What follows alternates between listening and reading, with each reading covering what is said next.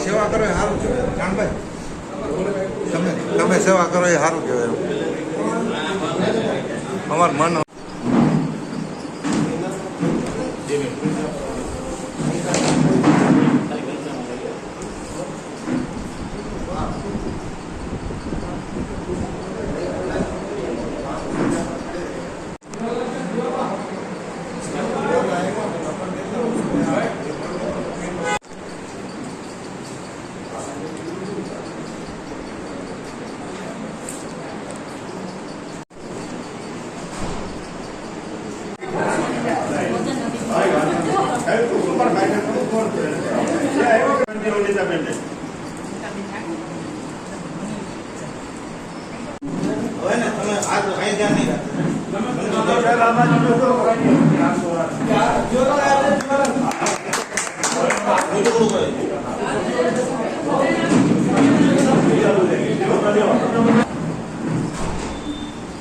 બધી બેનો આપતો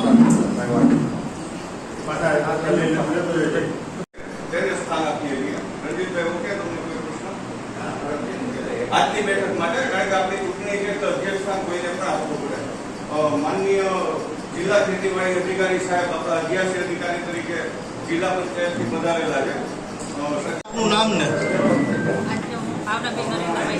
આજરોજ જે તાલુકા પંચાયતની ચૂંટણી હતી એમાં જે કામ બધા લોકો તાલુકા સહકારની બિનહરીફ બધા એ બધા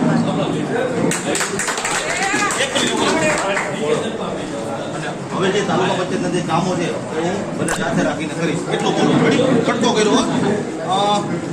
ઓકે. જણાવવાનું કે જે બધા તાલુકાના જે કામ હશે બધા સભ્યોને સાથે રાખીને પોતાને સાથે રાખીને કામ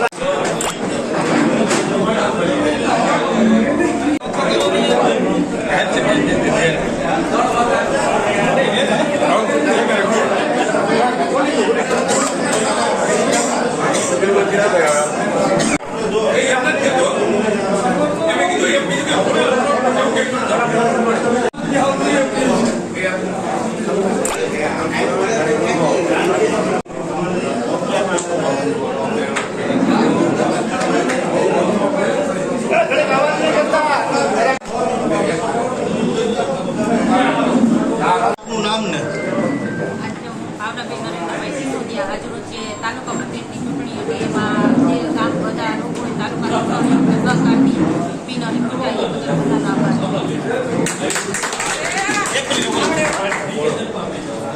હવે જે તાલુકા પંચાયતના જે કામો છે એ હું બધા સાથે રાખીને કરીશ એટલું બોલું ઘડી કટકો કર્યો ઓકે વિનય સાથે જણાવવાનું કે જે બધા તાલુકાના જે કામ હશે એ બધા સભ્યોને સાથે રાખીને ચૂંટાડે બધા બધાને સાથે રાખીને કામ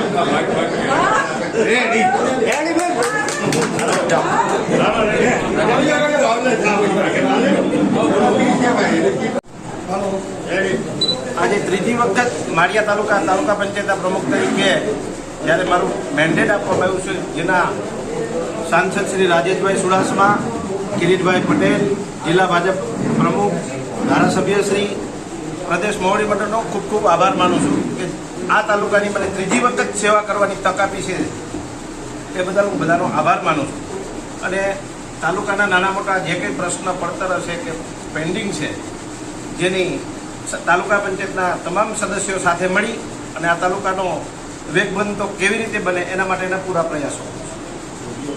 પ્રમુખ સાહેબ, હવે તો વરસાદ થયો છે, ખેડૂતને નુકસાની થઈ છે.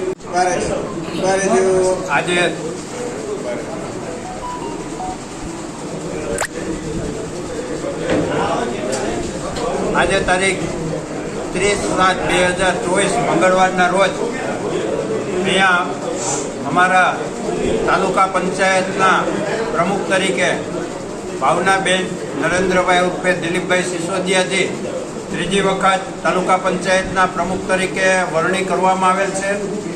અને આ પહેલાં પણ પૂર્વ તાલુકા પંચાયતના પ્રમુખ રહી ચૂકેલા છે.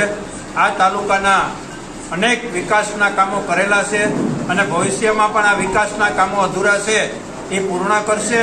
બધાય સર્વસંમતિથી અમારા તમામ ભારતીય જનતા પાર્ટીના સદસ્યશ્રીઓએ ખૂબ સહકારથી બધા જ સભ્યો દ્વારા બિનહરીફ જાહેર કરવામાં આવ્યા છે.